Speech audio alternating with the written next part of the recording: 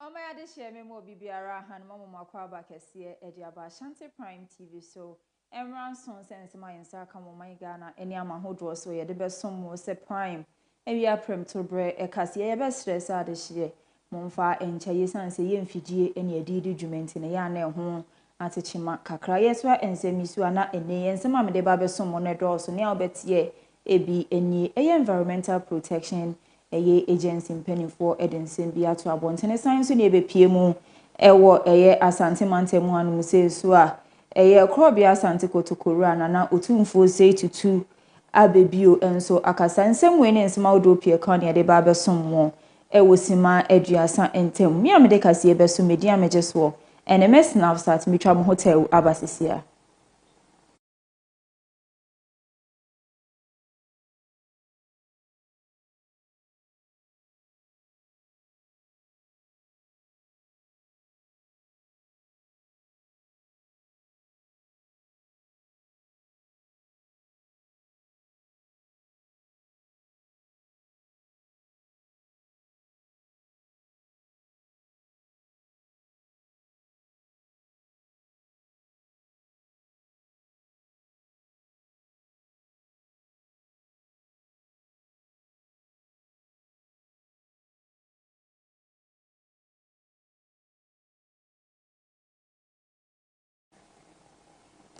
Let's answer more kwa babium ediaba Ashanti Prime TV so afeje bro na yendo ensemi mutiko ene eyade opanyina woda eye Environmental Protection Agency ano eyon munyamfo John Nyante akasa edi ato abontene so de afutu ekọ edi amagana de hie titiu ene wona woda eye ensori ahodo ano ena afenso ye enkramufo mpanimfo so obesere se enipa obia asumdue eho hie nti se wo baabi na se wo ya sorry na ye dide na se adehye wo honom e ka cho se madede no emra foma enye te se omo mpenya mesom ana se eye asori a wo ye na ye o mahine mum eye ana dide ne bi wo honom nso ana ha adwene e no man Ghana nso kra ya mamra e kire se wo ye dide na se ha obi adwene nipa no ebetumi amam eye asre wo se wo behwe no wa ye ni ti wo sre se empanimfo no bia enhwe na se wo ye dide no bi ebeka se have the Criminal and Other Offences Act 1960, Act 29, and we also have the Local Government Act 2016, Act 936, and we also have the Environmental Protection Act 2025. With the Environmental Protection Act, we also have the Ghana standard for noise protection. So with the Ghana standard, we have zones and we have levels which are prescribed for specific zones. So with noise, we receive a lot of complaints because noise is in our communities. It's something we generate. So we, based on the complaints that we receive, is what we follow up. So it takes a collaborative effort. EPA cannot do it alone. So we have to collaborate with the local authorities and even individuals to bring noise level to a compliance. Based on the sanctions, it ranges from fines, notices, and seizure of equipment, and also prosecution. Prosecution as in, you can be taken to court and you'll be prosecuted based on the offense. So the laws in Ghana doesn't prevent any religious activity. You can carry out your activity, but you have to do it within the law. So depending on where you are carrying out your activity, if you are having your church or your mosque within a residential area, you have to make sure the noise that you generate within your facility is within the residential area allowable limit within the area. If you are within the industrial area, you have to conform to the levels within the industrial and commercial and so on and so forth. Noise has an effect on hearing. When you are exposed to high noise, after some time, you begin to lose your sense of hearing. there are a lot of researches that shows that high level of exposure to noise cause people to have heart disease. There is a recent research which also link excessive noise to diabetes, and there are a number of effects. Because of the sleepless night, it destabilizes people's activity and even affect your output during workplace. Noise also affects the environment. Even animals and plants are not exempted. It affects most of the birds, even the breeding, the egg-laying activities of Adeshimamba yetwa ensem no so na no joada enuenua monketwa ehye omo BEC nsohwe no so ne ekopie mu ewo mfimfini mantemu so afọ eyo nmonyamfo eye eco panyini eye eduamoa eye at the apro ehye examination centers ahodo a ewo mfimfini mantemu nyina ehye sede nsohwe no ekowie no san so hye enuanum enkran so mo fanhye omutirimu se ne omesuane no a ana benti mo nhwe no ma apo. During the first day of the activity, to ensure that everything is in order. As a regional minister, I cannot only get information from the telephone calls, so I needed to come. I visited a few places, and I think the centers are doing well.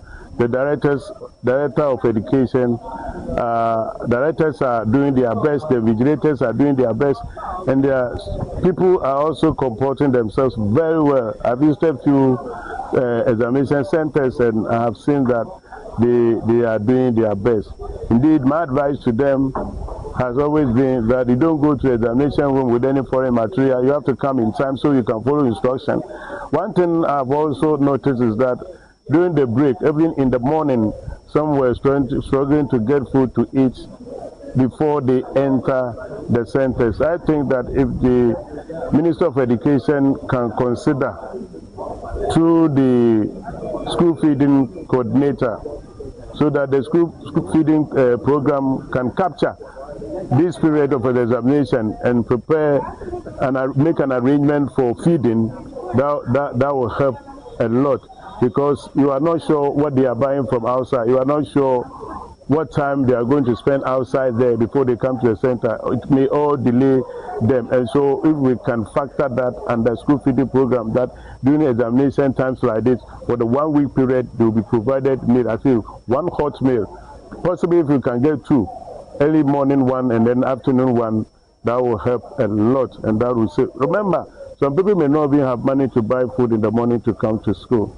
And so if we can make provision in that direction, it's going to support them. Yeah, I have already written. I've asked my director to write that letter, and we need to follow up. It may not take effect within this short time, but it's going to be a program towards next academic year, where all the schools in Ghana will have this arrangement at the various examination centers to have 2 meals in the day.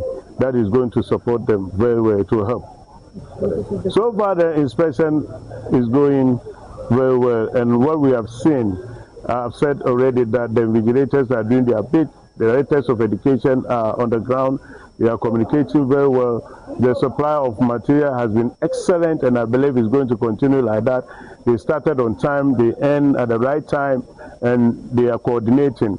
We have not had issues. Absenteeism is very low. We went to one of the schools, I think only 2 out of about 400 people who are right now at that center, only 4 people were not there. Reasons were not immediately available, but I believe that they will later find out why they were not right. In fact, the assurance was also that if even now was BEC insurance and semia na kopiemo ewa nkan pumpuni mante muso afọ maame Linda Obenewa Akwele Oklo ono nso ene gamanche na afi nso Accra Mayor eyon munyamfo Michael Alote enso okohwe centers ahodo awoto enso hwe ni bi ewo honom na wokotu yenuanom awoto enso hwe efo no san so share won nkran. Your mind, and there's a lot of pressure. But I want you to know that we are supporting you, and we pray for success in the BEC exam for you. Today, the Educational Secretariat, the Regional Minister, and the Mayor of the city, including myself, my chief, my criminal, are all here in your support. we want you to be encouraged to write the best of everything that you have learned, because this paper is going to determine your future. Be negative. Our class. You say 2000 registered.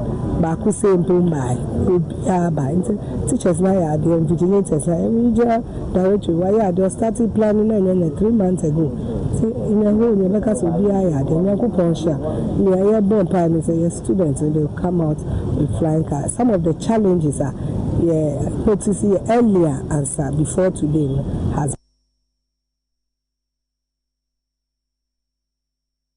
address into your hope and say both times say your born your member say you baby na obia apase kama mai ba winya ni say kwala weni endache na many gamanche regional minister e bo e ejuma bom so one team aye bonka o ba e hwe kan so nti anapa we ye ti bubu mu say enko patapate mu na hwe say nyama e tutu akwam ni bi akoso yi anyama da around directory. Why are they started planning 3 months ago? See in a whole you make us be I the Nyanko Ponsha. You are born parents say students and they'll come out with flying cars. Some of the challenges are what to see earlier answer before today has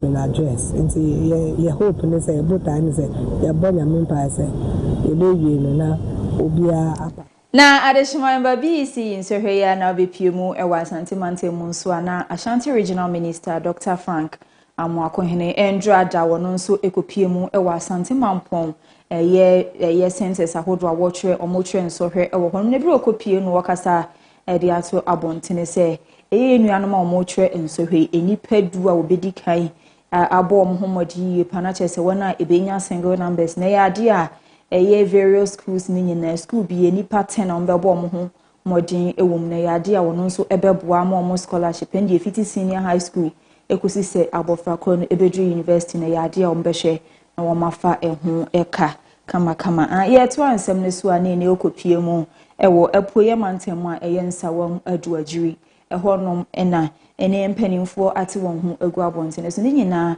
eni se wuko eye dwaman so a eniema aspiring date akanon eno ena adwadifo eto enti ne FG mpanimfo ete won ho gu abontene so ekohwe ema adie biara wosusu se expiring date akana nipa ekenipa ewedi anase koye mujemu a ebeha adwene no wohwe etu ni nyina etuguye so adibona odia sebe wo de wonkwa ana eto atopɛ wo de wonkwa ebi agro wo kire bi wobɛkɔ hospital wobɛyare nyame amo a wonkwa ebefi wonsa anase me na wokodi hospital ho no wobɛtumi akɔyɛ dwuma ana bibi e de abefi ana modi enti obia ankwa ekwa no obia make sure sɛ okɔtɔ de bi a ɔnhwɛ sebe yini ɔno ma moto ɔnema no ɔmo pɛ ɔmo sika bi anya obi ɔbɛka sɛ makɔfa de me na me yintu ntontwene na me mɔka ɔbɛfɔ so sɛ ɔbɛdɛ ɔbɛtɔn enti ɛbɛsɛ obi a ɔkɔtɔ de bi a ɔnhwɛ na amanfo so ayɛ ready sɛ ɔno de ni sika no wɔpɛ aspire ɔbɛtɔn amomo ayi na atun ayɛbɛn o asɛyɛ ɔbɛtɔn no anya ni sika nti obi ani na hɔ na yɛkyɛn kakra a yɛyɛ adwuma yɛnya no ayɛ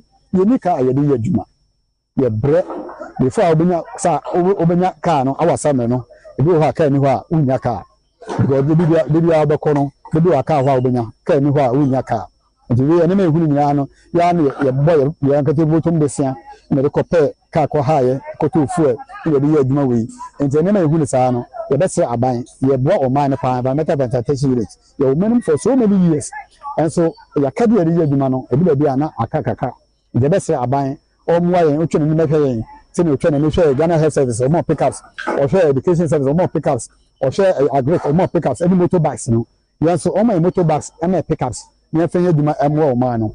Our concern usually has to do with the waste aspect of it, which is in the disposal of it.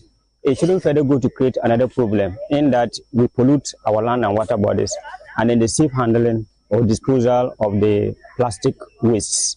And so in doing that, you have seen that we are emptying the expired product into the dark hole so that it will be covered. So that when that happens, it will not be easily polluting the surface water. And also, we will recycle the plastic product. And as Oman Ghana mu ase ade anadmo empanimfo aye nkyerɛkyerɛ de akyerɛ Ghana de hye bebree se obia bi wɔ hɔnom a eye ensuo kwan enti wusidan esi wɔ hɔnom a enye ye nenso ekame aye se Ghana ade hye bi no mabunua egu wɔ na somu kopie mu ɛwɔ enkran pumpuni mantem a eye Sakumo Ramsa site ene bi aye a afro ɛwɔ hɔnom ɛwɔ se ensuo fa hɔnom ne no ɛna ade hye bi no esi dan ɛhɔ no nanam so ama Greater Accra Regional Minister Ma Melinda Obenewa and afei nso Forestry Commission and Environmental Protection Agency mpanimfo ate won ho agu abontene so a edan bi a wosusu se NCE a ebema ensu yiri akoso won kan pumpuni mantam no wadwiri nyina agu. So almost feel it. Gutters in there and almost see that. Into the area any forestry is after the demolition. Almost sasa debris blocks now.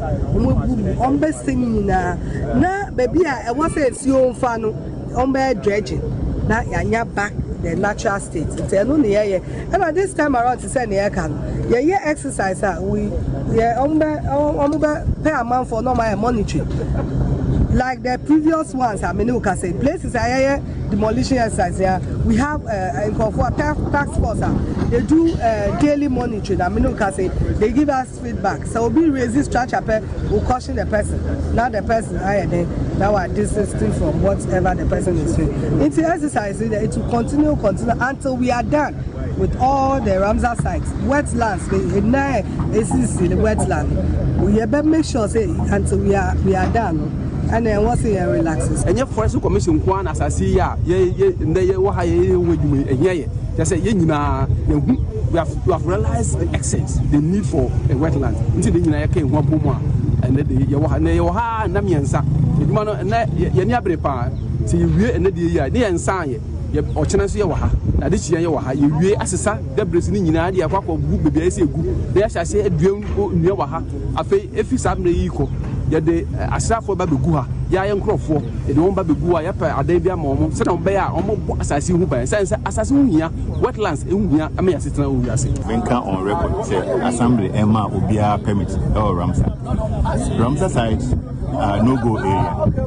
So once you are building in such an area, it's an unauthorized development, and Assembly will not give you permit. That is one. Number two, the permit, as we all say, they normally mention engineer gives permit, planner gives permit. Yenso ensemi so ewa asante mantemu nene ekrobi asante kotoko era na utumfo state to abibio the second wakasa edinade hwede ato NDC amanyuko mpanimfo enim se ubepiem owo eye Buankra eye inland eye port mpanimfo eye na ekamia yese eye aban ebaye wo ye nani ejiamo me yesanso ana wona eye investors a eye wona kono so omudi omusika behye wo man Ghana mu no kwa no omu se eye project yi kura ye jano eye ejeje mu eye ade omu nso no omadwen kura be fi wo man Ghana so no omaye investment ne wa man foforo so nti obesere se aban enhye na eye Buankra inland eye port a omo pese omu ye no onhye no wonye eye afi ni nimfie mienu so a the boss or check the paper, that's as a paper, and putting na people bad good trip no so yet this super council for Mr. Every free Ghana ports and have we have a social so by and abuse there's a port and have to buy national council after the Jessica the MP moments have a very immediate and I'm a man so it's a very yes you're buying up here and my mama very more music the Sikadudo and you remove here because you have a port and have to come and super council here you so I could remove then no so negative who is gonna there was a UTM out. All those men would be super scans and social media. Now, and then what's a financial loss here? The team. Saturday men, I was here. The April, the way and the day. The April, the African and other money. And yes, at the match of the April, but the men not in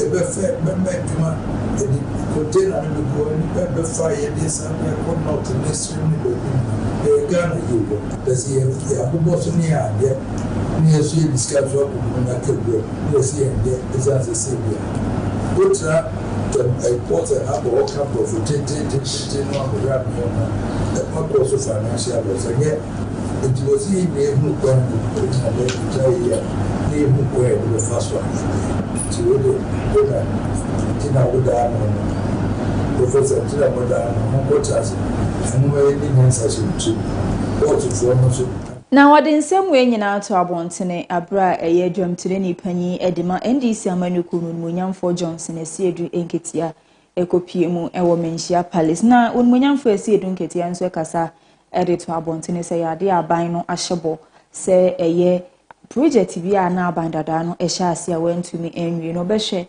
no ye nyina ewie ansa na mfie na ya Ghana edema wo mo no aso abeto bi ya aso Yen Emma Manon say. So be so Emma be a Korea. Yet, when so cry, you remove ya as I said, also be a eating costume. In the body from the Emma. In fire in Lambeche. Now, who shall the Mawan Cratamina? One Masai to Bancasa. Is you are a copper or a ya me fed mana akonanim na asase no so a na only yet man na ohawo ho enti ma sika no bebre kodi from ho enti ko dina ho na ya nzetu mo a ka se skabina ya dina no enti ya ba wa na ke extra in classe a be yeah, yeah, as I see it to be fashion. I to be real, never bad fashion. And you know, yeah, yes, you bit me real. Now, the decline really continues and that's as you have a fashion. Now, a bassa, now you compare investor, you know about the fair man. No, say, and near market circus in, you know, or we real lion. India and facing poverty or Kantema. And no, yes, to say, why more than say, because a giant project in Andako. In a sky railway line, it's a near be. Yentens them so ewo enkran pumpini mante muko piemu ewo nima ene ye dwadifo ewo honom enso anodem on how enyina ne se e kamia ye se wona efi won man so eba Ghana hanum se ebedi dwa no ya adoso dodo se wukotu niema abeton anipa akwakotu won ho no be konende wo ye broni nenso wakotu niema ne dia bedwum ho na wa obehyehe wo table so aton no no omo asan beji containers wodwum ho no ma omo sen behyehe niema ne waton to mo se no de omo nti ase esa abrofo no ho ne yetu ne dia finance so se munyina mo bani ma market ene asan bedi dwa no de nya de ombeti ase about 20 years. Companies are can see or more Ghana how more cry money in an. Or more the bar market in Muayan, no more the Brian, yet the big man for no maton. Into ya no only problem be, and now your problem as I say, I know more one say. Yan power more market in mu. So a mobile market in my retail here, MY, some barber shop will move the MY. Say, see, and one and yes, Ghana buying in 24 say, or more shares are the NMI. They see, I know, back. To an amona beji shop wonima eno na de ya ba MC ha no na ye de asama ba to MC nanim wanyi nani ampaso watie yen wa mesesi a ene ya ba ya ni broni no aba behia ama na te ne ho asesese ye customers a ye fa de wo no ho de a obeja market na ma ye ne ye so ya to ade no wo ho nti hwe ne ye hwe kwan se ne ya waka kire ye no obedi super pepe so odi super pepe ye ni asam that's when ni super pepe mo be sate ye nka yempe on pese abafo no ba market mu na omo be say omo business ma omo retail ba it's almost 1 month ni up and down omo by never finally India man wa just say o ba market mu obeja business na ma ba pese omo turn your money on directly until we all agree and everything is fine say the wa just say on ba market mu ti ade ama and pe obia no I come and see no nyame say understand about at least we be say e be market mo ana we need the municipality at least we need to sit down with them and then judge and get to understanding. So today Obiaba, who's assembly members, Obia Michama, went from the GIPC, somewhere in Jama, Obia come up and say understand. I say, I'm job business, Nama, Nima market for retailers for no more business until Yamasi. Yanto and Semi so a half mantemu, a year Hidium, Ukopium, or Honma, half mantemu so for a year when Munyam for a year charity garden, no so a bar pro and impesua so. Eye bia union monkey to a tre eye BC in so hanging and wood to one for. Say Ghana has a first in elder one must wolf pe baby or mobile po ye pa. Now want to make can a wunya half a month in 3 million so best say union monkey to a moon who said the archer for a chill or school and noir and na eba into a monkos one moon books and not a moon fan show mutimu say exams no more culture no more the apobi air culture. Practice I have to do my pa. Into my senior education director regional in the district and women engagement. Actually, most money come prana this year since and prana the papers foreign materials ever examination so and then they be me and actress and commodine and no be on my because in Benny who be a chess or movie bisa. So if I can use so bold my basso so mugi mama papayo mama be a cost of you. Be born in Mama San for social planning crimes. So when you said the last year, any education director, Munina, Yana, will be on your single digit Biano, Yana woman. This year, so I just see a band, sir. I mean, Munswa sign you to Munina, Monshi and Munyam. The Nipa 12,479 are amateur in social work. And for me, they moved 6,347 male candidates. They moved 6,132 female candidates. We now one Sabri, Dietro, in social ever half men. The idea, if you said that, Abana Comas say, the exams now are thrown. Exams no, Ucha, now when your certificate now, certificate bedding, a bedding amay. Say, Yanisa, maybe a poshima. I focus as a the Emunya drew, Umuya. A baby and the other say, certificate 1 hour day. When you watch the on the edge, just apply it. Chama is a near prepa, you say in your GD or in banner resource now, or when you know, so in your grade 6, also where I put no. This time the person Benisa. President Colana Casadium, I want a troll media, Nadia, actually Colana deal. Of course, I open no SS, any cashiering now. You do it according to all strengths. And with the encouragement, the mom so far, no, the actually with the implications of the exam practices. So, more and you can so more come close to it because it doesn't determine whom they will be in the near future. Now, no other and a better abundance say Bank of Ghana is say His Excellency John Dramani Mahama or Betty Negwaso reset in Ghana. And now mobile baying no can say Nancy and Wombeka say a year resetting into the Bank of Ghana a boka a kakra and no I'm saying my Ghana this year been much lower margin at the afa a year a car Bank of Ghana is to say on my bonnet. No who's a problem ababusian mo.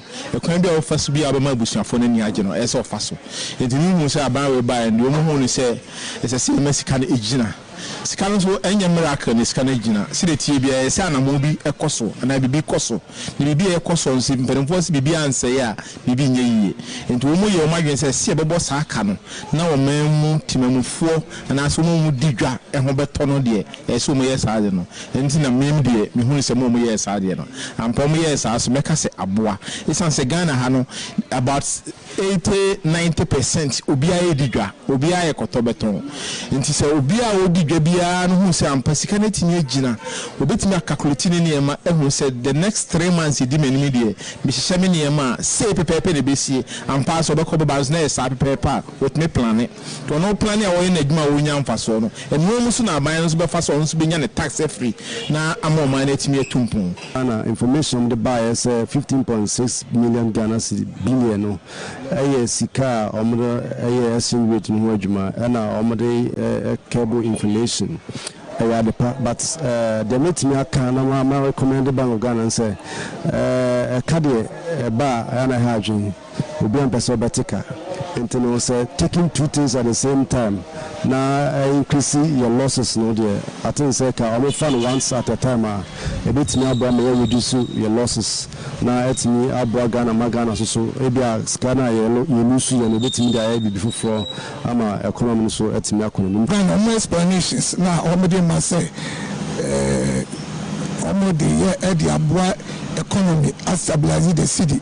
I drive inflation down. All those things, you know, as a business person, it enables to my benefit, me, because if the exchange rate is strong, if the city is stabilized, planning and all that. Into a business person, there, we think it's a good drive. The only problem in it, the way it's being reported as losses. We say, Sabonia Castle losses are, maybe I can't say, Ayra. And they have to capture it well in their explanation to the public and to everyone. This is what it was used for.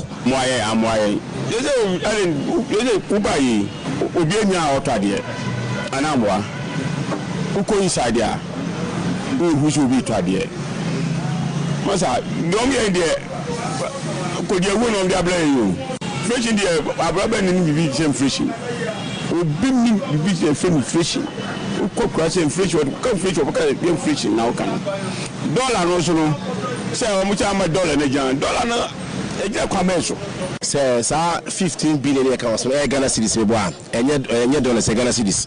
Oh, but I think say no it look kushi ekon na be this time there and they say bomba baso because say you say be crisis cra say America ne Iran ne Israel issue no Russia issue kwa da gusu ho many dollar for instance could do 17 cities in a month for penalty and Nigeria 11 cities. I'm Sabana clearly for the past I think 18 months or so 70 to 80 months or no Abana Wayadi and government Abaso senior expect to say Ababa Yeme before. Near Bank of Ghana for award interventions na award ama nyema bafo ko marketer in fact be our from can say that system ni but nyema de we can scan account to me above from drastically just as can any system but me sure say amu nyema.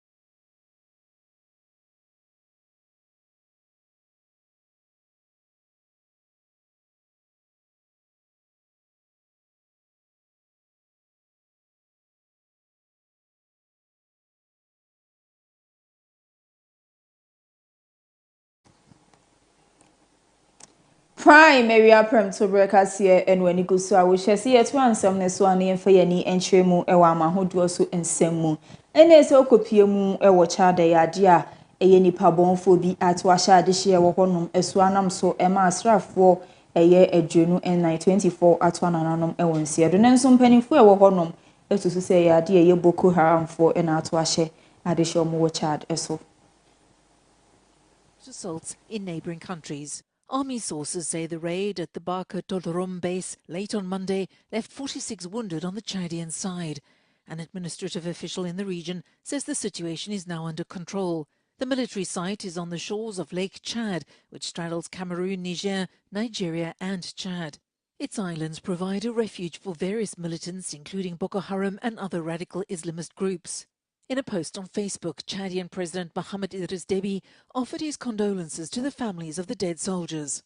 The armies increasingly come under fire from Boko Haram in the Lake Chad region. Recent months have also seen a surge in attacks by the group's JAS faction, including kidnappings and attacks on advanced army positions. Deby said the country would continue fighting with renewed determination until the threat from militant groups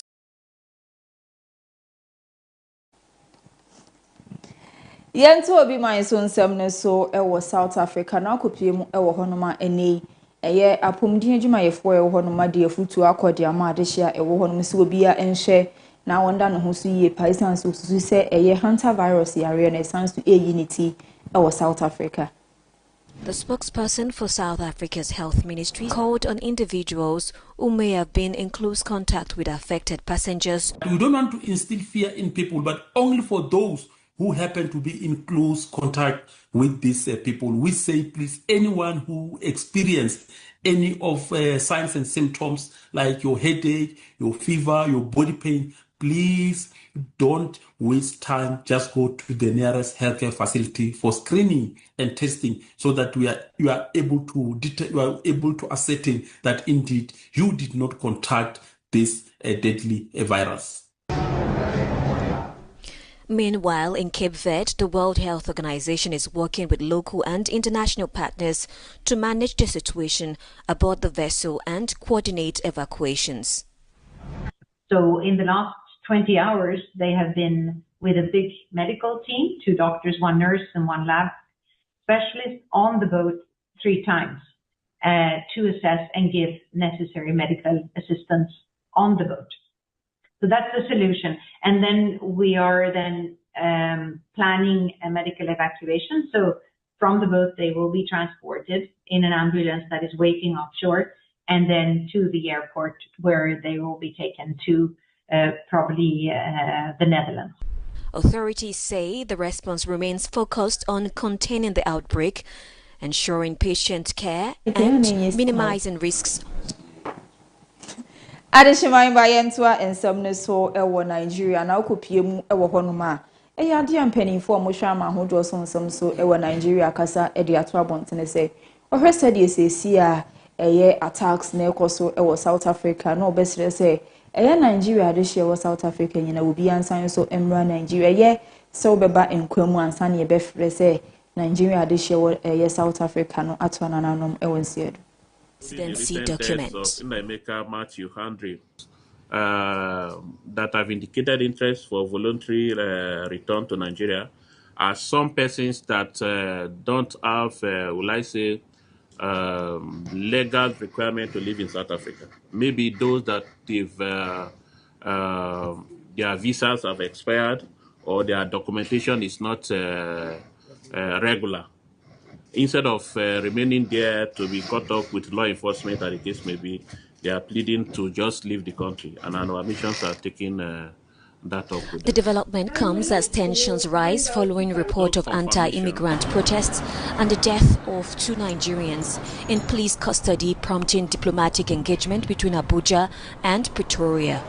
What our government have to do is to liaise with the South Africa government, liaise with South African government and see how they can be able to stop it, because this is not the first time this issue has been coming up, where they start maltreating foreigners, killing foreigners.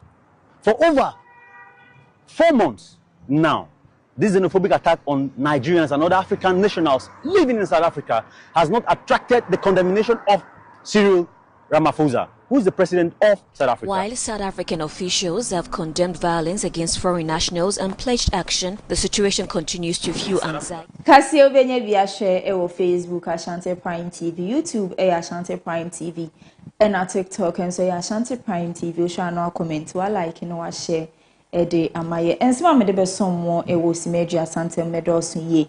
Ne di makuti ni bi enye. Ene impending for moda Environmental Protection Agency ano.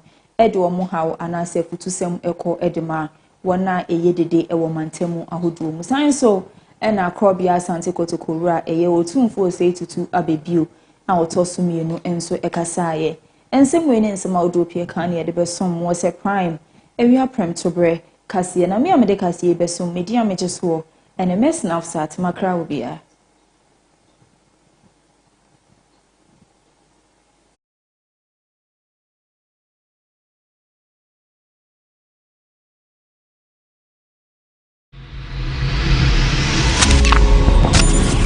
Ashanti